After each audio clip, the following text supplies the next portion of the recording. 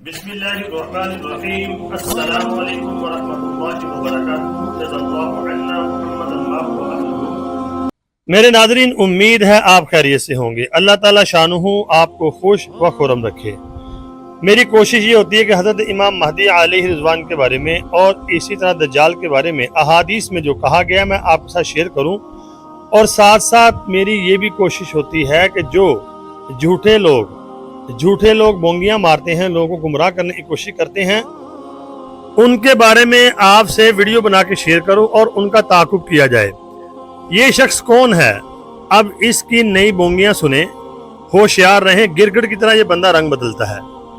یہ امام مہدی کو چھوڑ کر اللہ نے اویس نصیر کو کیوں خلیفہ بنا دیا؟ اب اس نے ایک نئی بونگی چھوڑی ہے کہ یہ قاسم بن عبد الکریم کے بارے میں اس کا یہ یعنی کہ اپنا ماننا تھا، اور اس نے بہت سی ویڈیو بنائی اس کے اوپر، اور لوگوں کو یعنی کہ گمراہ کرنے کی کوشش کی کہ آنے والے وقت میں قاسم بن عبد الکریم جو ہے وہ مہدی ہوگا۔ اس نے بڑا پرچار کیا، لیکن یہ کامیاب نہیں ہوا۔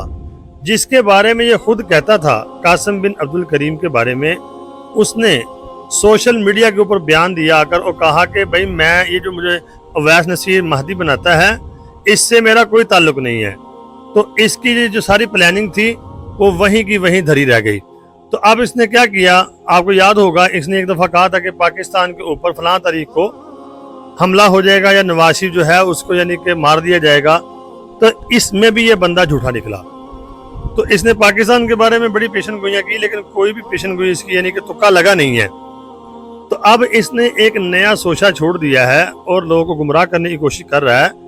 یہ لڑکا ایک سے سوال کر رہا ہے کہ پہلے تم کہتے تھے کہ قاسم بن عبد الکریم جو ہے وہ آنے والے وقت میں مہدی ہے، اب تم نے اس کو چھوڑ دیا ہے، اور اب تو کہتا ہے کہ اویس نصیر کو اللہ نے خلیفہ بنا دیا ہے۔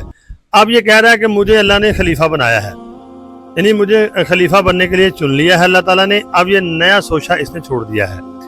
تو ایسے لوگ میرے ناظرین جو لوگوں کو گمراہ کرتے ہیں پینترے بدل بدل کے، تو آپ نے ایسے لوگوں سے دور رہنا ہے، بچنا ہے، ان کی بونگیوں سے بچنا ہے۔